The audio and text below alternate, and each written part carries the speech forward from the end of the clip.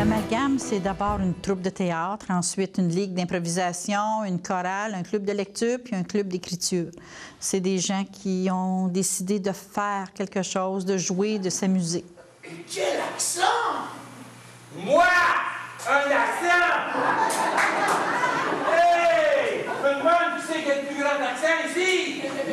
Les gens d'ici, c'est la troupe mère des gens de l'Amalgame. Donc, il y avait une troupe qui s'appelait Les gens d'ici, qui faisait du théâtre. Puis, à un moment donné, on a décidé de... Un groupe a décidé de monter une pièce de théâtre. Puis, on nous a refusé l'appellation Les gens d'ici.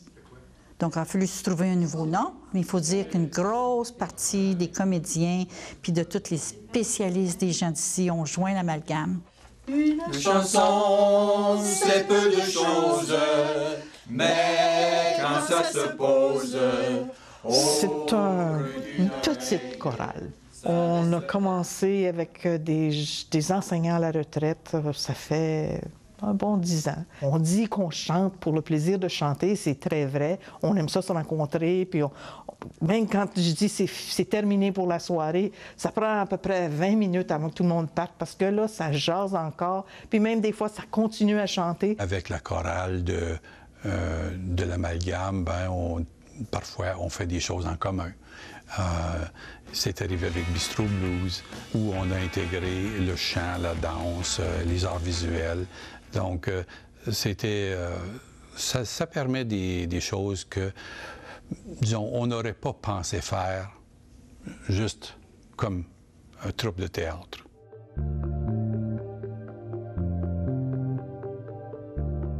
J'ai eu beaucoup de plaisir hier soir, moi, au Millefeuille, à discuter politique pendant une demi-heure de temps avec mes 10 camarades. Tu sais, c'était pas grand-chose, mais c'est très plaisant. Avec l'Amalgame, c'est ça, il y a beaucoup de dynamisme, beaucoup d'élan créateur, puis beaucoup de projets. Ça se voulait au début un groupe de poésie, mais c'est devenu un groupe d'écriture expérimentale. C'est pas nécessairement de la poésie rimée.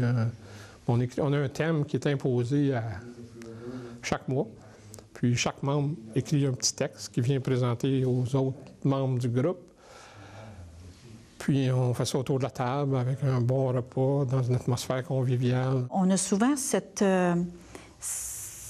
incitation-là dans les écoles de pouvoir faire des groupes, il y a un échange artistique entre les gens, mais il y en a très peu à l'extérieur du travail puis à l'extérieur des écoles. On s'est fait blâmer assez souvent d'être un théâtre de vieux.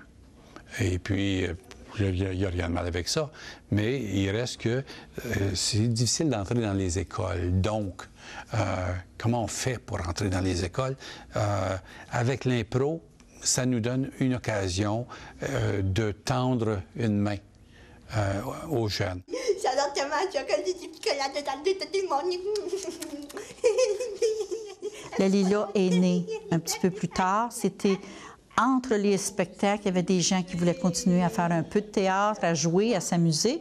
Donc, ils ont créé de l'improvisation où on peut se rencontrer chaque semaine, puis faire un petit peu de théâtre, jouer, faire semblant. C'est pas difficile de faire des activités en français, non. Parce que on est des passionnés et puis on aime ça, donc c'est pas difficile. Ce qui est difficile parfois, c'est la vente de nos activités. Il y a des gens qui n'écoutent pas notre télévision, ils n'écoutent pas notre radio, ils lisent pas notre journal. Donc, à ce moment-là, comment est-ce que c'est qu'on est supposé les rejoindre? Je trouve que les arts nous permettent de nous épanouir, d'être plus versatile, d'apprendre à s'exprimer. Puis je trouve que créer apporte une très grande satisfaction personnelle.